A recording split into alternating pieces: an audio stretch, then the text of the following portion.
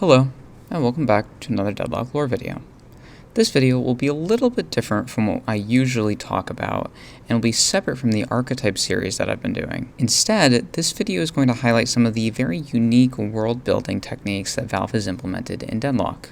Typically, most other hero-centered games do a lot of their world building through cinematics, comics, and in-game character interactions, which is great. I especially love when games add lore content outside of the game, and would personally love it if Valve ended up doing some more cinematic-type content with Deadlock when it fully releases. Valve has been no stranger to this in the past, with things like their Meet the Merc cinematics for TF2, and multiple comics for different games. These are great, and I really hope that Valve goes even farther with it one day and adds even more lore content outside of the game in a more longer form. Something like Arcane or the Fallout show would honestly be amazing for Deadlock. There are inklings of some story-based lore content already in the game in the form of visual novels. In the past, there have been a few visual novels leaked through Deadlock's library feature, and accessed only through console commands. Some of the characters that had visual novels include Geist, Ivy, Holiday, Infernus, and Mina. Talking about these in the ones we know the least about to the most, starting with the Mina one, which only had lines of code referencing it, but no actual substance of the story. The Infernus and Holiday ones only have transcripts of the stories, the Infernus one following Infernus trying to save Hank's bar, and the Holiday one being involved with her trying to catch the Troubadour. The Ivy one is the first visual novel that we actually have a little bit more substance to, having audio.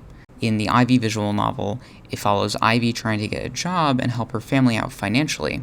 In this story, one of the jobs that she takes on is as a court summoner, where she serves papers to both Lash and Wraith. The most fleshed out of any of these visual novels is the Geist visual novel, which has audio and visual. This novel was temporarily available in the game, but only with the use of console commands. It's no longer accessible in-game, but the whole thing could be found on YouTube here, as well as linked in the description, and I highly recommend watching the whole thing. It's really entertaining. When viewed in-game, it had two interesting aspects to it. The first being that the chapters could be unlocked. This style of story progression is very similar to what a lot of other games have with their lore comics, which are unlocked through progression with battle passes. The other interesting thing is that it appears to have different endings. This has very interesting implications on whether or not these endings are canon, or which of the endings are canon. Ultimately, with it not being official and not even in the game anymore, it's hard to say whether or not this will stay in the game with how early in development it is. Either way, these novels are a really interesting way of doing world building in-game. The Geist visual novel primarily follows Geist in her efforts to keep Oathkeeper under control, as he requires more sacrifices to keep Geist young. But in this novel, we get a lot of world building around not just Geist's life, but also Abrams, Dynamo, McGinnis, Infernus, and Bebop, as well as some non-playable characters that we've heard about through other Ritualists' backstory, like Maximilian Fairfax, Miss Shelley, Hank, and John Geist. We also see some inklings of how Wishes with the Patron works. Seeing how the main character of this one novel interacts with a lot of the other characters shows us a lot of interesting insight into how the world of Deadlock works.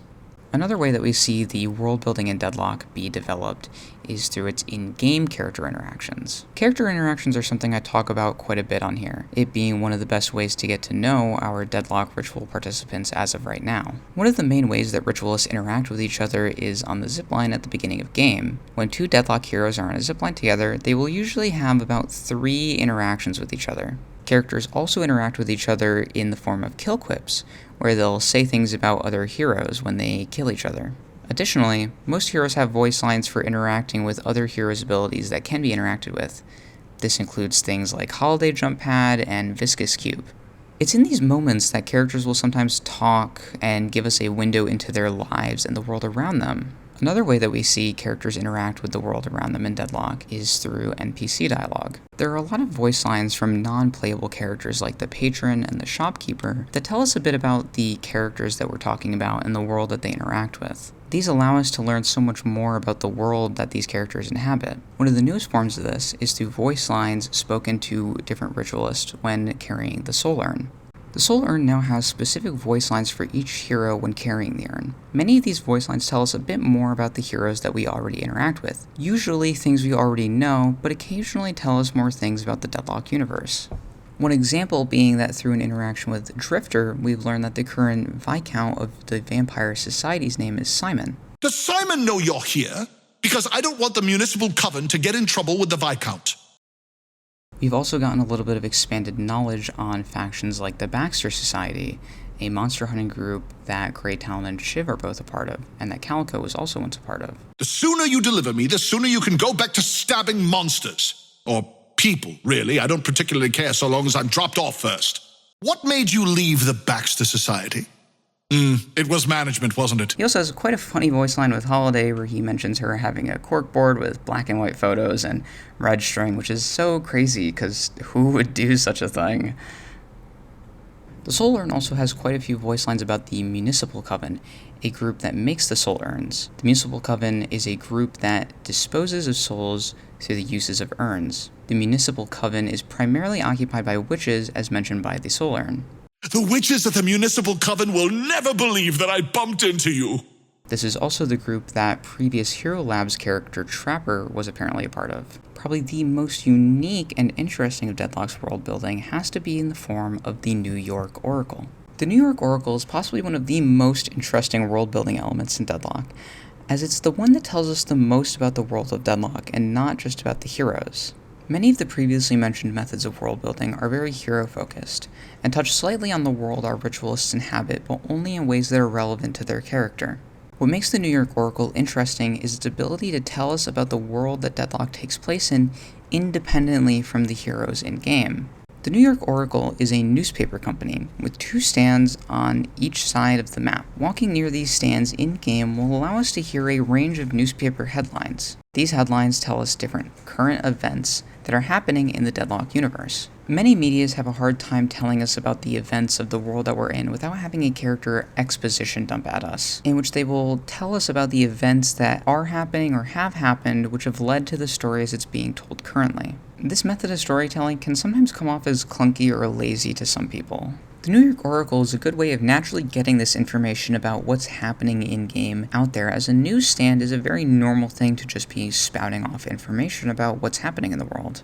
While it might be a small detail in-game, it really tells us quite a bit about the Deadlock universe. For example, a few of the headlines reference the Maelstrom and the Ritual. For decades, contact with the patrons has not only been impossible, but forbidden.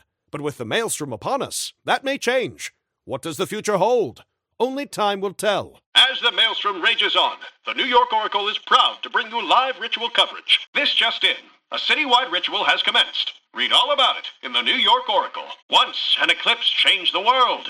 Who knows what today's celestial event will bring? While most of New York remains huddled in their apartments, 12 individuals seek to make contact with the patron. In addition to giving us some world building about the Ritual, the most prevalent event in the game, as it's the one the player interacts with the most, we also get some world building about different organizations, places, and events in-game, like the OSIC, Ixia, and the Astral Gates. An OSIC spokesman has refused to confirm or deny the existence of the notorious Sandman Division. For this story and more, read the New York Oracle. Next week will mark the 5-year anniversary of South Ixia officially joining the United States as its 52nd state. See how folks are planning to celebrate across the country in today's edition of the New York Oracle. In world news, a 7th astral gate has been found in Europe. While dormant, experts wonder if the celestial event could cause it to open. For this story and more, pick up your copy of the New York Oracle today.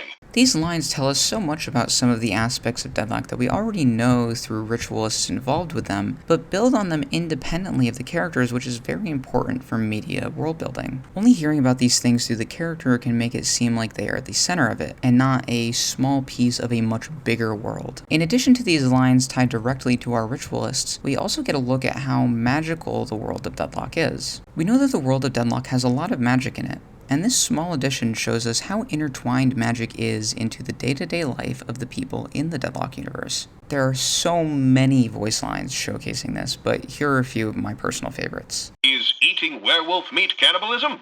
We asked some of New York's elite chefs to get their take on the new dining trend that's taking Paris by storm. A necromancer harvesting fear from the Coney Island cyclone was arrested today. Coney Island officials could not be reached for comment. The New Jersey Devil continues his reign of mediocre stand-up performances, as the Cryptid's latest set receives more jeers than cheers. Is New York ready for a new age of mysticism? Only time will tell. This concept of having a medium in-game of explaining the events that are going on without it being very hand-fisted in its delivery is very interesting. Telling us that magic exists in Deadlock is one thing. Showing us how intertwined it is to the day-to-day life of people is what makes the world building of Deadlock so interesting. It really helps us to understand that the world of Deadlock is so much bigger than just the game, showing that these concepts are not just in-game, but are also a part of the much larger world around it, really helps to build the world of Deadlock in a way that I think is very creative. I hope you guys like this little mini episode talking about some of the aspects of world building in Deadlock. This is a topic I'd like to talk about quite a bit more in the future, so let me know if you guys would be interested in something like that. And with that, I hope you guys enjoyed. Thanks for watching.